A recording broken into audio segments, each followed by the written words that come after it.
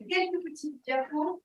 Essayer de faire la synthèse d'un point de vue qui n'est pas de faire le résumé, mais plutôt d'avoir le regard qui est le mien sur ce que j'ai observé. Moi, je ne connaissais pas tous ces projets, même si je connais l'aventure depuis très longtemps, parce que je l'ai lu. La première fois, les projets n'avaient pas commencé.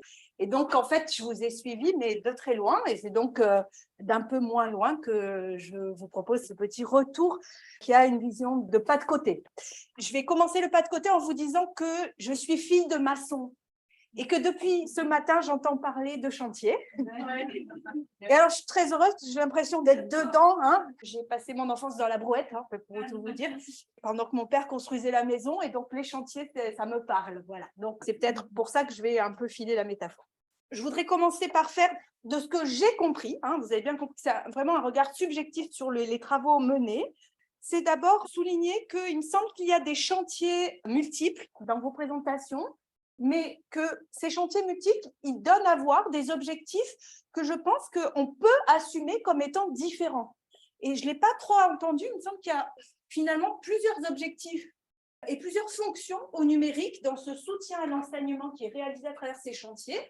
Le premier, c'est peut-être d'outiller les enseignants par le numérique à travers des instruments didactiques et des instruments pédagogiques. Et puis, le deuxième, c'est de favoriser le développement des compétences numériques des élèves. Et des fois, ça va ensemble, mais des fois, ça ne va pas forcément ensemble. Et ce n'est pas grave, mais je pense que c'est bien d'assumer cette double posture.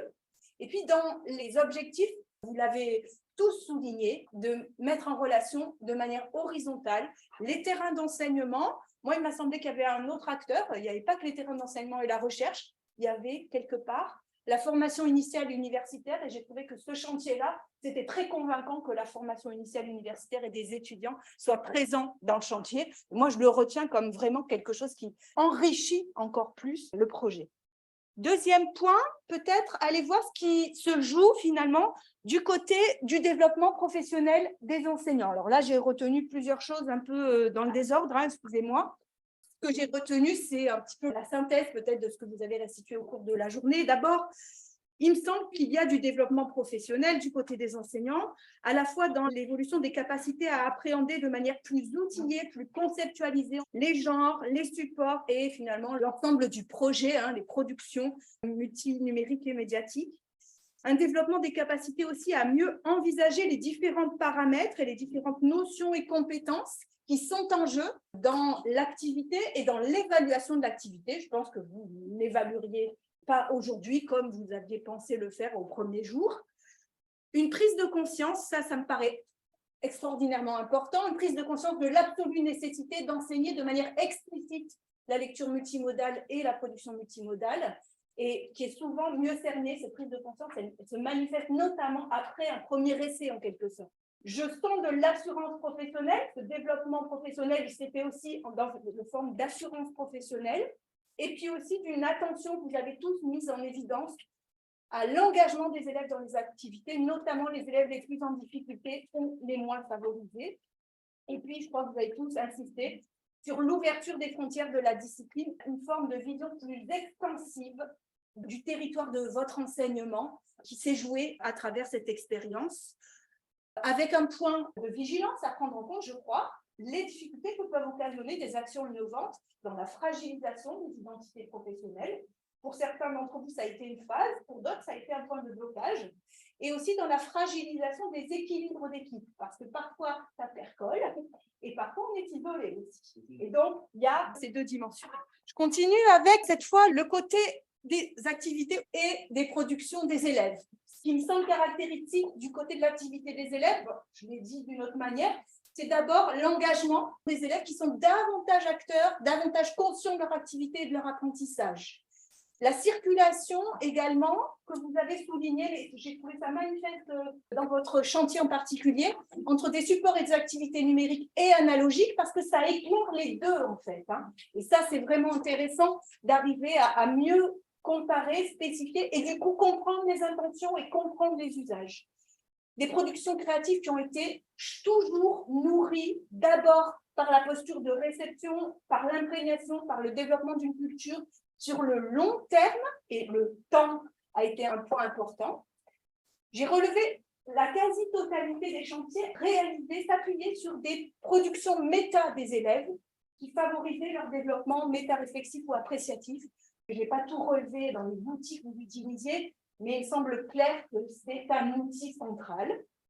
Et puis, des compétences de littératie numérique qui, même quand l'objectif n'était pas premier, eh bien, se développaient de manière secondaire, mais toujours présente.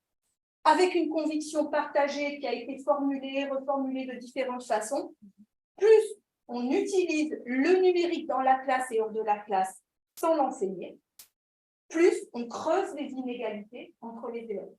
Et donc, inversement, plus on décide d'enseigner le numérique explicitement dans la classe, et plus on a de chance de remédier à cette question des inégalités.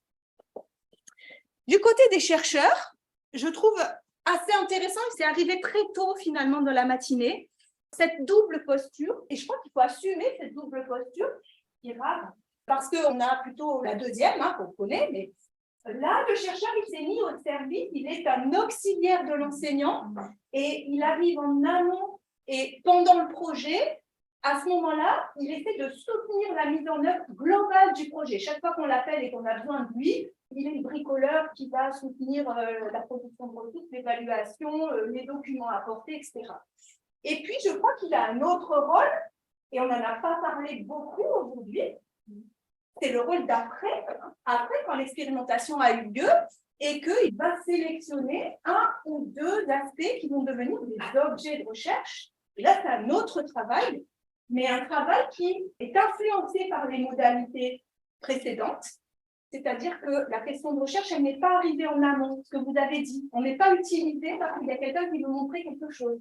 Elle va arriver en aval. C'est-à-dire qu'elle va se dégager de ce qui a été produit. Et puis, bien sûr, on a changé la relation habituelle entre enseignants et chercheurs. Et évidemment, ça changera quelque chose dans la production des connaissances. Quelques perspectives pour la suite.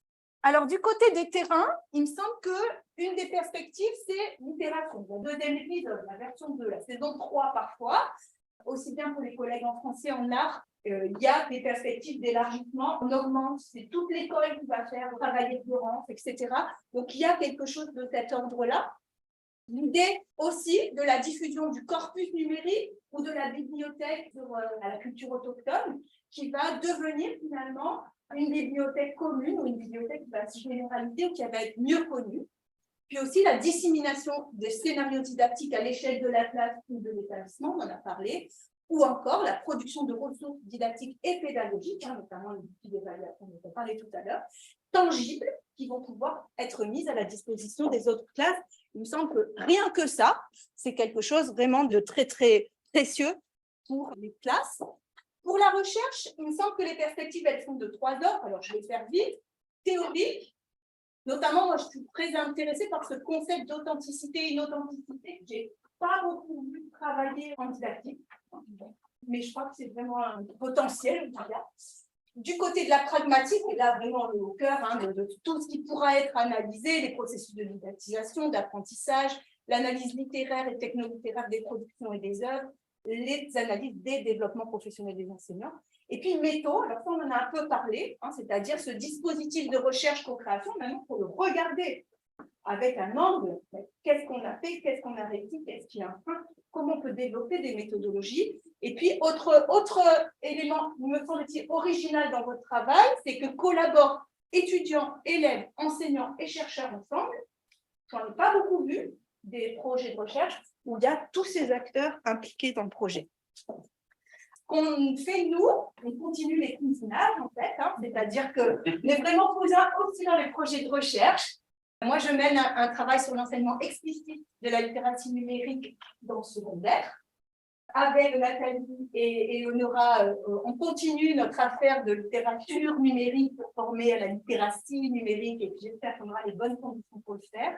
Et puis, Ginny travaille sur l'enseignement explicite de la littératie numérique pour former aux compétences du citoyen du XXIe siècle. Ça dira quelque chose, il y a au moins 2 chantiers, je pense, qui ont abordé cette question de la citoyenneté, avec des éléments communs et des différences, ce qui est justement le plus intéressant. Les éléments communs, c'est les points bleus, les éléments de différence, c'est les points rouges. Donc, nous, on essaie de travailler, enfin, surtout Jimmy, sur une typologie qui mettrait en lien le concept de littératie numérique et celui de citoyenneté numérique. On travaille aussi avec mes deux commères à des typologies articulant compétences de littératie numérique, de littérature et de littérature numérique. Et puis, ce qu'on fait avec Ginny, qui est peut-être quelque chose que vous ne faites pas et qui pourrait être intéressant de croiser, on a choisi de travailler sur les gestes et les pratiques spécifiques d'enseignement de la littératie numérique. Vous avez parlé, par exemple, de cette mémoire didactique synchronique, comment observer dans les pratiques d'enseignement de la littératie numérique. Du chantier à la boîte à outils, on fait les choses dans l'autre ordre. On commence par le chantier, on termine par la boîte à outils. Moi, je me demande si ce ne serait pas intéressant, on a plus ou moins envisagé les choses aujourd'hui, de mettre un pot commun, ces projets didactiques, ces ressources, ces corpus produits ou identifiés. Je pense que déjà, à votre échelle, vous, des 7 chantiers, ce serait intéressant de les retrouver quelque part parce que les collègues vont pouvoir puiser dans les idées des uns et des autres. Et puis, il y aura des productions scientifiques, il y en a déjà eu sur les projets, sur les chantiers, et je crois que là aussi, dans la perspective de la relation horizontale dont on a parlé, qu'on puisse m'ouvrir aux étudiants, aux enseignants, aux chercheurs, cousins ou de la même équipe, ce serait intéressant. Merci.